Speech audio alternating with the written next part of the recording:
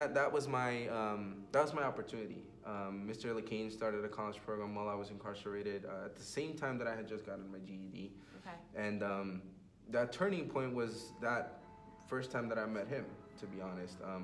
I took my GED, and it was really because people in the facility, staff actually, had taunted me and some of my peers that we were too stupid to get our GEDs. Can we stop there? Because that... Okay, that happens.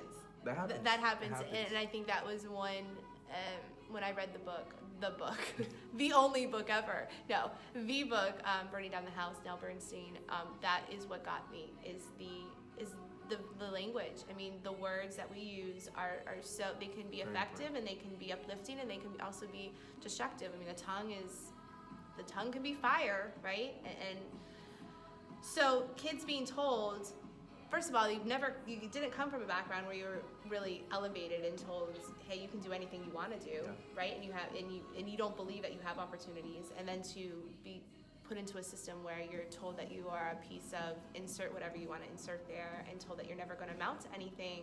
How are we expecting our children to come out of this system ready for life or ready to do better? They don't know better, right. And right. I'm sorry. No. It just breaks my heart that you were told that you can't amount to anything. And because look at you now. It's just like Yeah, and yeah.